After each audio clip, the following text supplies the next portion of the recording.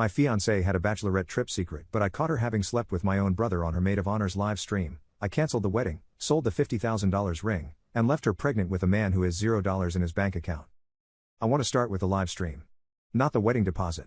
Not the ring. Not the phone calls I didn't answer for 3 days after. The live stream.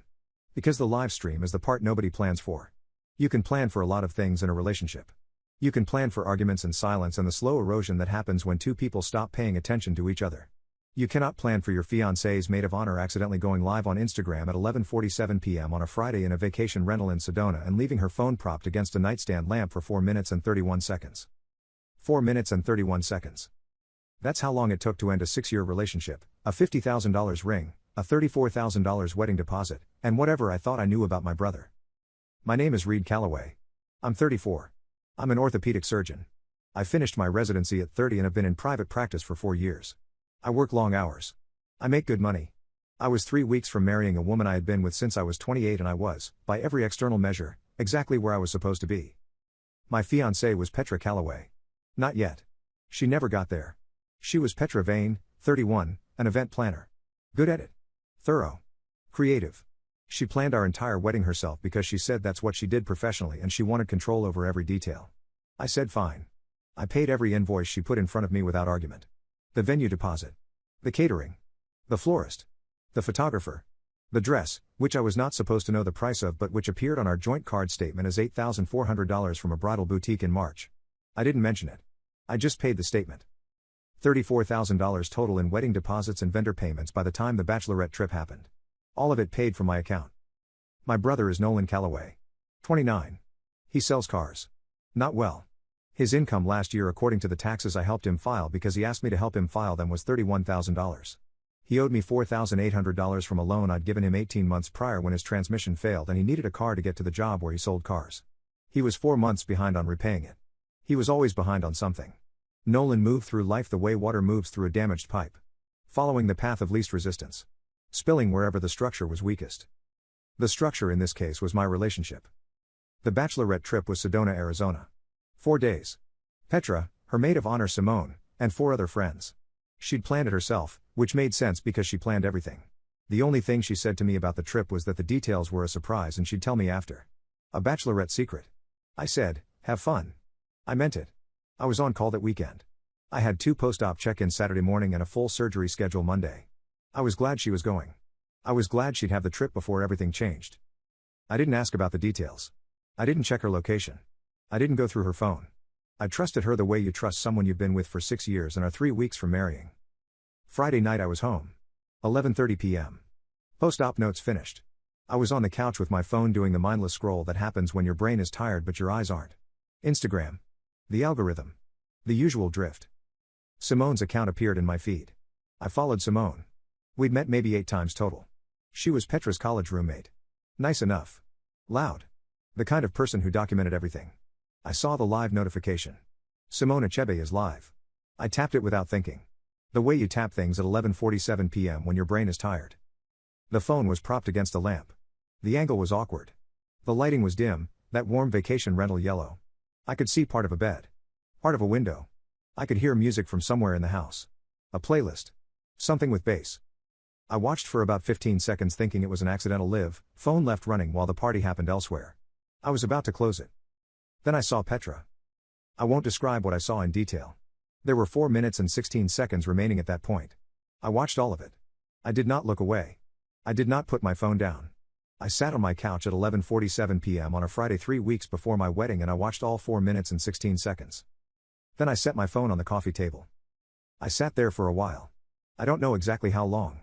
Long enough for the living room to feel like a room I'd never been in. Long enough to understand that the house I was sitting in, which I owned, which I had been paying for, which I had imagined Petra and I growing into together, was now just a building I lived in alone. I picked up my phone at 12:31 a.m. 44 minutes after I set it down. The live had ended. Simone had apparently realized the phone was running. The comment section had been active. 23 comments before she ended it. I read them. Most were confused. 3 were not. I screenshotted everything. All 23 comments. The timestamp. The live duration. The account. I have a documentation habit for medicine. Everything gets recorded. Everything gets dated. Everything goes in a file. Then I made 4 calls. First call, my attorney. Daniel Farrow. He does my practice contracts and liability work. At 12:35 a.m. on a Friday I called Daniel Farrow's cell phone. He answered because I'm one of his larger clients and because he is a professional. I told him the situation in approximately 4 minutes. He said, okay. Monday morning, my office, 8 a.m. I said, I need to move faster than that on one thing. He said, which thing? I said, the ring. The ring was a custom piece. I had it designed 18 months earlier by a jeweler named Castellan who does high-end custom work in our city. Emerald cut center stone, 3.4 carats, specific color and clarity grades Petra had shown me in a magazine. Total cost, $50,200. I have the receipt because I have receipts for everything. It was insured separately from the house contents for $52,000. Daniel said, the ring is yours. You purchased it before the engagement, you retain ownership regardless of the circumstances. You can sell it whenever you choose. I said, Monday morning. He said, call Castellan when they open. Resale value on a piece like that through the right channels is 70 to 80%. He said, Reed. Are you sure about all of this? I said, 4 minutes and 16 seconds. Yes. Second call, my parents. My mother answered. She is a practical woman. I told her what I had seen. She was quiet for a moment. Then she said, where is Nolan? I said, Sedona apparently. She said, I'll call your father. I said, I'm handling it. She said, I know you are. I meant I'll tell him so you don't have to. Third call, the venue. I have the venue coordinator's cell because Petra had given it to me for emergency contact during the planning. I called at 12:51 a.m. and left a voicemail. I said, this is Reed Calloway. The wedding scheduled for the 14th needs to be cancelled effective immediately. I'll be in contact Monday to discuss the deposit situation. Fourth call, I did not call Petra. I went to bed at 1:15 a.m. I set my alarm for 6:30. I had post-op check-ins at 8. I slept. Not great sleep. But sleep. Because I am a surgeon and surgeons learn to sleep when they can because the work continues regardless of what is happening in your personal life and my patients needed me functional in the morning. Saturday. Post-op rounds. Both patients recovering normally. I was professional. Focused. Present. Because that is what the work requires and I do not bring my personal life into the operating room. Saturday afternoon I called Castellan. Explained the situation briefly. He was professional and appropriately discreet.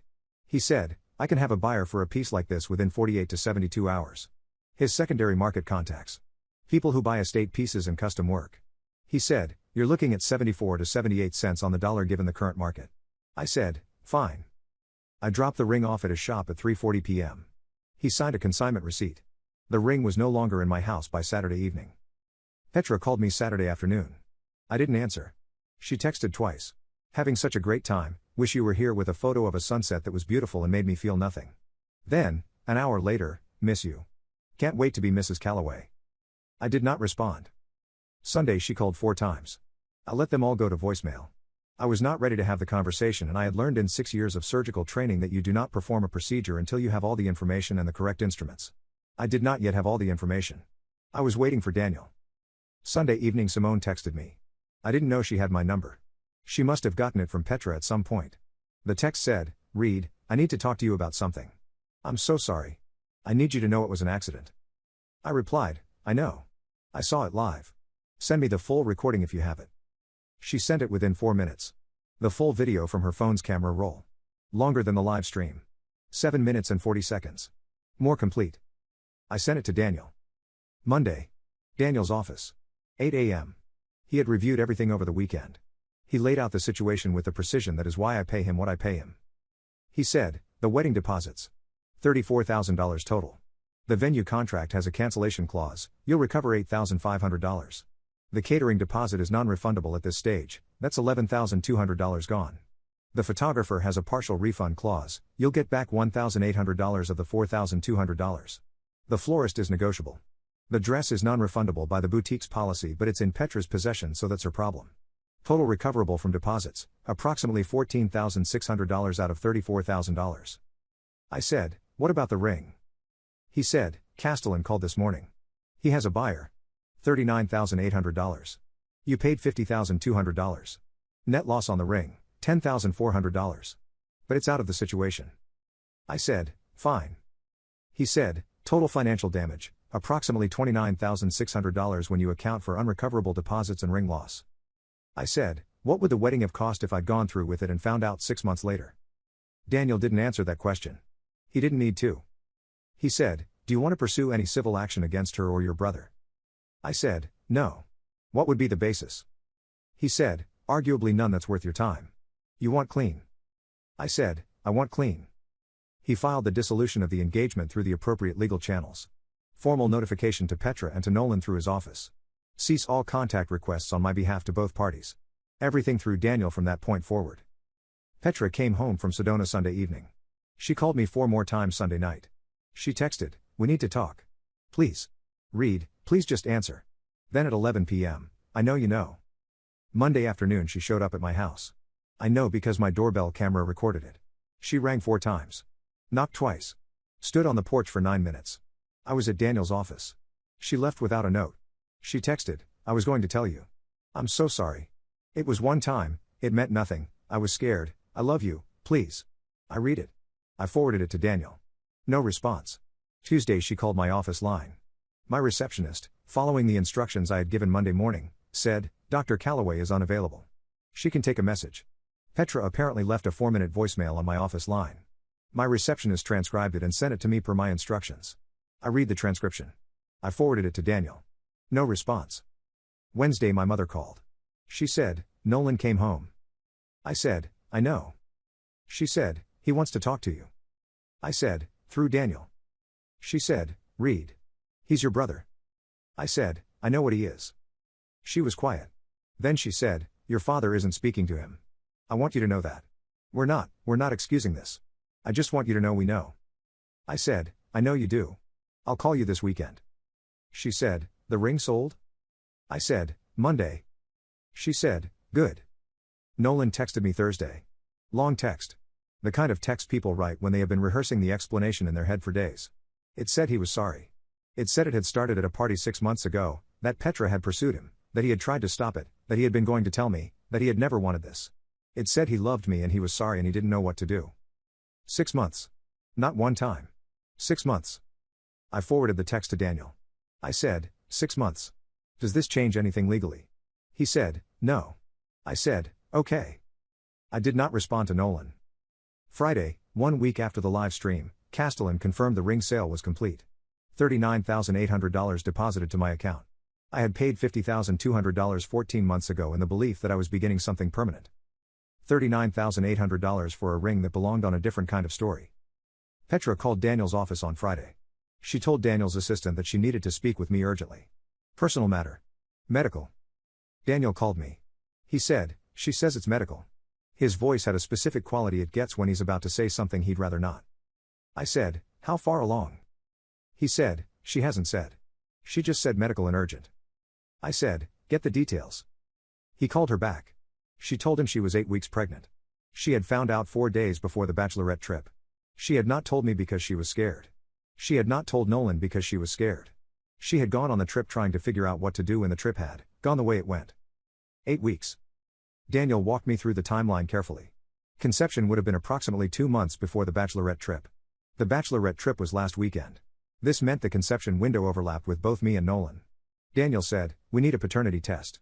I said, obviously. I want to tell you what I felt in that moment. I was sitting in my office between appointments. I had a patient in 20 minutes. And I was doing the calculation that every man in this situation does. The calendar math. The dates. The overlapping windows. The uncertainty. I am a surgeon. I deal in certainty. I need to know what I'm working with before I proceed. Uncertainty is how you make mistakes in an operating room and it is how you make mistakes in the rest of your life. I said, get the test ordered. Daniel arranged for a prenatal paternity test. Non-invasive. Blood draw from Petra. DNA reference sample from me.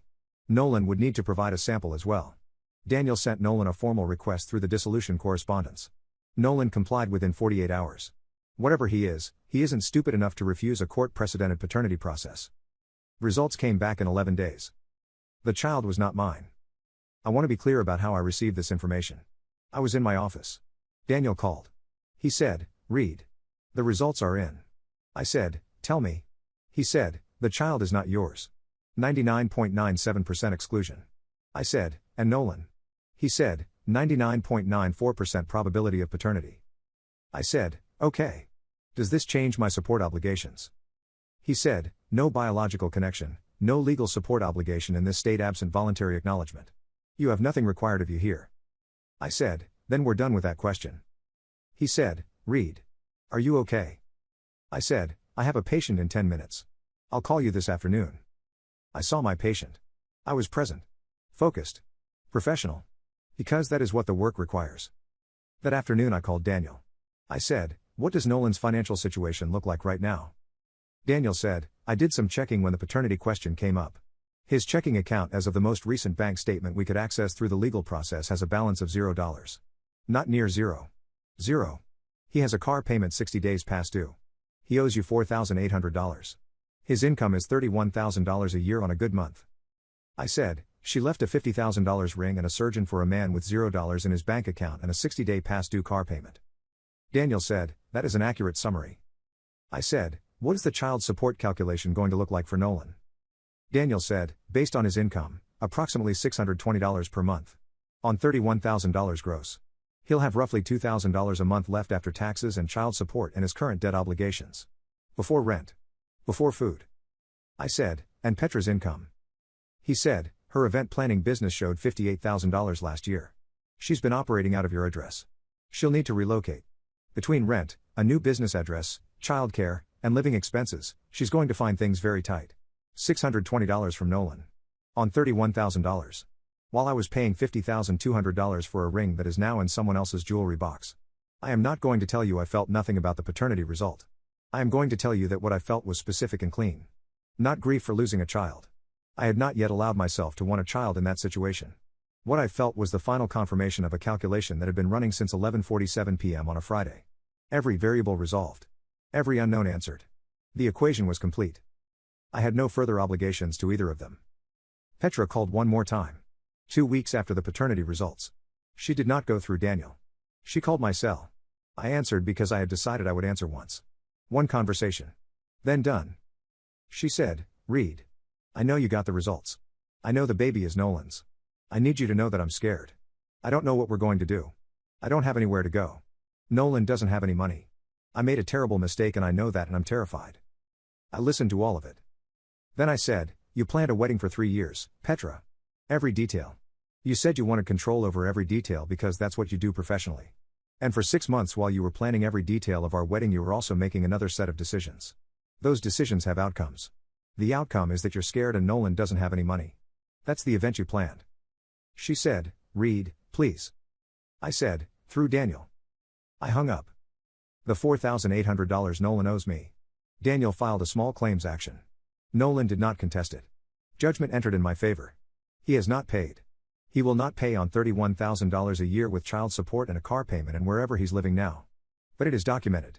It sits in a file. The venue is booked for something else now. Some other couple's beginning. The photographer's rescheduled. The florist has other orders. The world moved on from the wedding that didn't happen with the efficiency that the world always moves on. The house is mine. Quiet. The way it was before Petra's things started appearing in it 6 years ago. Her shampoo is gone from the shower. Her books are gone from the nightstand. Her handwriting isn't on the grocery list anymore. The grocery list is just mine now. I make dinner most nights. I confirm reservations when I make them. I go to work. I perform surgeries. I follow up on patients. I track everything because tracking things is what I do and what I have always done and what saved me $34,000 worth of regret by sitting on a couch at 11:47 p.m. and tapping an accidental live stream. Simone texted me once more. 3 weeks after everything. She said, I'm so sorry, Reed. I hope you know it was an accident. I hope you're okay. I replied, I know it was an accident. Thank you for sending the full video. She said, are you okay? I said, I will be. That's the honest answer. Not I'm fine. Not I'm great. I will be. Because I am a surgeon and surgeons are honest about recovery timelines. You don't tell a patient they'll feel better tomorrow when better is 3 months away. You tell them what's true and you build the plan and you follow it. The plan is, work. Patience. The house. The quiet. The time that surgery teaches you to respect because it moves in one direction and you cannot get it back. 4 minutes and 31 seconds. One accidental live stream. $39,800 for a ring that should have stayed in the case. And a brother who has $0 in his bank account and a baby on the way on $31,000 a year. She planned every detail of the wedding she didn't have. She forgot to plan for the phone propped against the lamp. I would have confirmed the reservation. She just never gave me the chance.